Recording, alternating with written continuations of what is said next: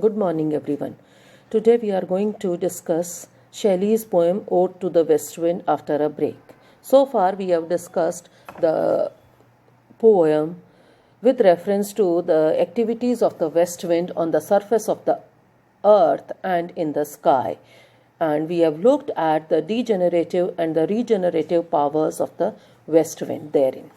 Now, in this stanza, we are going to take a look at the activities of the west wind on the surface as well as of the sea as well as under the sea waters. Before I move on to discuss with the critical viewpoints regarding this stanza, I would like to recite the stanza first of all. The third stanza goes thus here.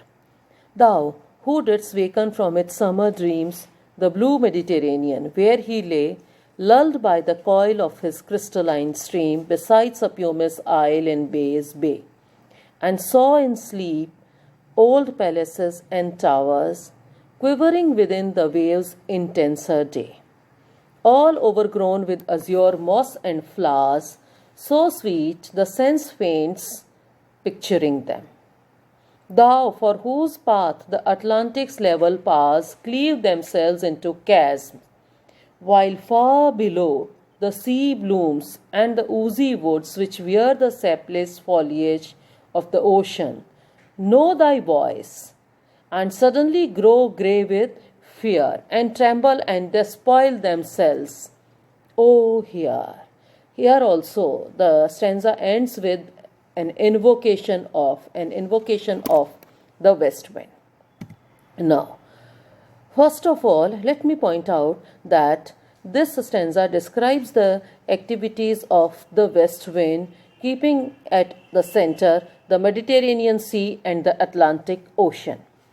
With the Mediterranean Sea and the Atlantic Ocean as the central subjects of the next stanza of the ode, there is no break here in the fluency of the poem's theme, as Shelley continues with the description of the influence of the west wind on the water.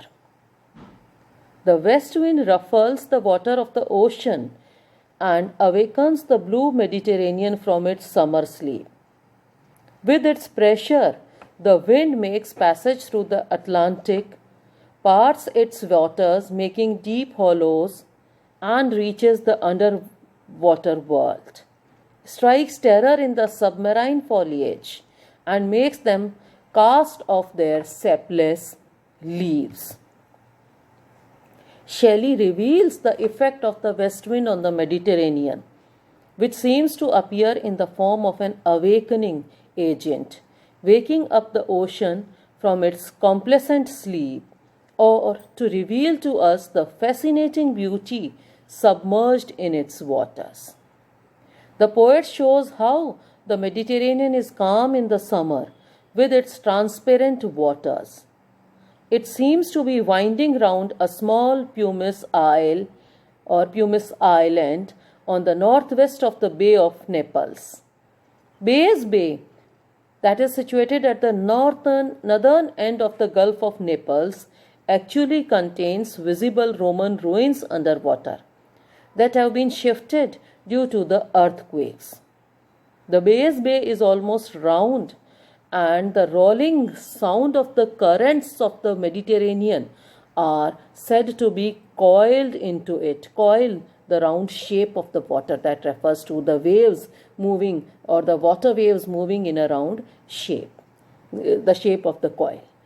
The Mediterranean Sea is pictured here as enjoying a sound summer sleep, that is, the sea is in a state of sleep and dream, which means that there are no storms. The sea is calm. The sky, reflected in the bosom of the calm Mediterranean Sea, gives it a blue appearance. The slumbering Mediterranean, soothed to sleep by the gentle lulling sound, the lull of, that is, the movement of the waves is compared to the lullaby here, or the lulling sound, which is possible only in the calm sea. It is audible when the sea is calm. The lull, the gentle lull of the sea is audible only when the sea is calm and quiet. So the slumbering Mediterranean, soothed to sleep by the gentle lulling sound of the transparent water, sees in its dream old mansions, the ancient palaces and towers that once stood there, and they are now in ruins and submerged in its waters. They seem to be quivering, because as the surface of the water quivers along with the movement of the waves, the reflection of these palaces or old mansions which are situated on the banks of the sea, that they are reflected and they appear to be quivering or shaking or waving. So quivering because the sea waves make a trembling motion. These submerged buildings, which once stood on the shore of the bay, when seen from the land, appear to quiver on account of the tremulous motion of the waves through which they are seen. And they are covered with moss and marine flowers and seaweeds, which are the things now visible at the bottom of the translucent sea. The sight is so beautiful that the very visualization of it is enough to make one's senses faint, and the senses are overwhelmed in trying to picture them. But in autumn, west wind blows violently over the Mediterranean and breaks its summer dream. In the second half of the stanza, after the description of the Mediterranean, the poet moves on to concentrate on the Atlantic Ocean. In the second half of the stanza, the wind's active presence on the Atlantic Ocean troubles the waters of the ocean, as the movement of the wind becomes so powerful that so not only powerful but even fierce also to drift apart the waters and create a partition in its flow. The poet describes how the waves of the Atlantic, responding to the powers of the wind, part themselves into chasms or crevice or abyss in order to prepare a passage for the march of the west wind. The force of the wind makes furrows or rifts on the surface of the ocean. Furrowing sound is a mark which is made on the land when the farmer makes or a plow on the field. So here the west wind blowing forcefully on the surface makes a furrowing shape of the water on its surface, and not only it makes the waters part or divide itself into two. The west wind pierces through the calm flowing of the water and makes its way to the bottom of the sea. So the force of the west wind makes furrows or rifts on the surface of the ocean. When the wind, piercing its way through the smooth surfaces of the Atlantic, reaches the bottom of the sea flowers and marine plants or the vegetation at the seabed, it recognizes the power of the west wind. And not only they grow grey with fear, that is, their color is changed, and they also start trembling. They tremble and despoil themselves. Despoiling it, shedding of their leaves or cast of their sapless leaves. In a note, Shelley himself also wrote that this phenomena of shedding off of trees, shedding off of leaves, is well known to naturalists. And this image has already started ago in the first stanza of the poem, which we have already discussed. If you can recall how the different colored autumnal leaves, they are swept by the flow of the west wind, to which we shall come back in the next stanza once again. In a note, Shelley wrote that this phenomena is well known to naturalists. The vegetation at the bottom of the sea, of rivers and of lakes, sympathizes with that of the land in the change of the seasons. That is, as the things change on land, similarly they change under the water also in the autumn season with the force of the west wind, and is consequently influenced by the winds which announce it. Unquote. Shelley here seems to be suggesting that all natural phenomena, whether on land, in the sky, or under the ocean, are influenced by the power of the west wind, which is a symbol of the degenerative as well as regenerative spirit in nature. Whereas Shelley has accepted death and changes in life in the first and second stanzas. Here he now turns to wistful reminiscences and recalls an alternative possibility of transcendence, where the wind is able to produce illusions on the water and becomes something that plays the role of a creator. Illusions of life. How it creates illusions of life? Plays the role of the creator in its awakening of the appearance of a city on the surface of the water. As we see on the surface of the water, the palaces and towers reflected in the moving waters. That is creating an illusion of the presence of us life also on water.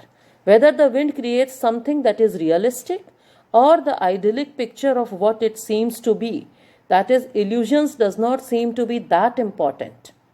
As Shelley suddenly talks about the fear, the harmony would certainly be destroyed, showing the influence of the west wind, which announces the change of the season.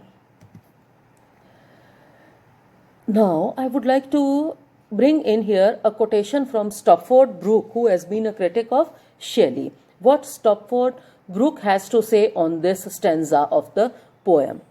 The third stanza, according to Stopford Brooke, shows the west wind as the kindlier impetuosity of the universe. The preserver, as the giver of life itself, is taken up. The wind wakens now the blue Mediterranean, for we have passed from the forest, from the wind on the earth, to the wind in the sky, to the wind upon the sea. He wakens, I repeat again, the wind wakens now the blue Mediterranean, for we have passed from the forest, from the wind on the earth, from the wind in the sky, to the wind upon the sea. He wakens the loveliness of the isle in Bay's Bay. He disturbs the sleep of the waters in which lay the old palaces and towers. Freshly, brightly disturbs them. Then the theme changes as before. One picture is not enough for Shelley, nor one aspect of the theme. We are swept back again into the thought of the wind as destroyer. From the Mediterranean, we are borne into the Atlantic, and again the original image recurs. The sea itself is like the forest. It cleaves itself into chasm before the fierce stream of the wind. The woods of the ocean, the sea blooms, and the sapless foliage grow grey with fear and tremble and despoil themselves. Unquote. This is a quotation by Stopford Brooke, who critically analyzes this stanza in his words. Next, I would like to point out towards certain linguistic devices that have been employed by Shelley to highlight or foreground certain meanings in this stanza. For instance, the first is the word coil in lulled by the coil of his crystalline streams.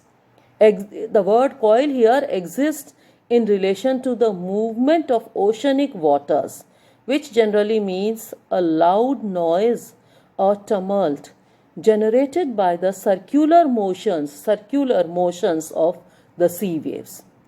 There is also a suggestion here in the word coil of the wavy movement of the waters.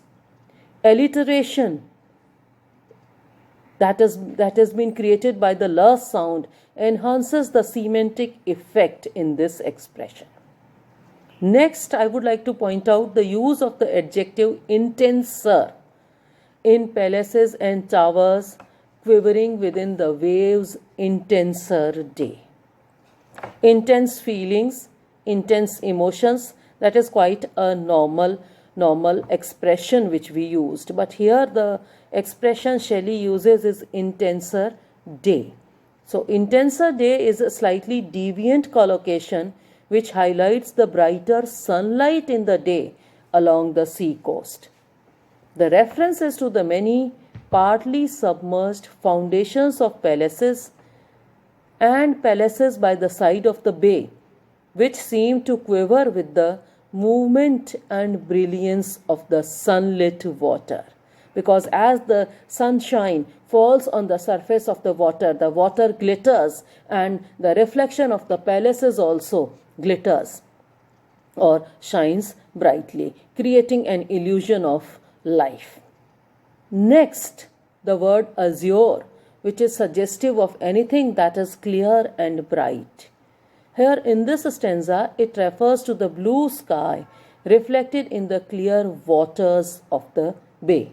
Then there are a few other literary devices also which have been employed here, which you can discover as you go through the stanza and read the entire critical analysis which I have given in PDF slides. You move on to this stanza while I prepare for the final two stanzas of the poem, which once again sum up the whole of the poem and lay bare Shelley's desire for rejuvenation or regeneration and indication towards the cycle of life which moves from birth to death and again to rebirth. Thank you so much.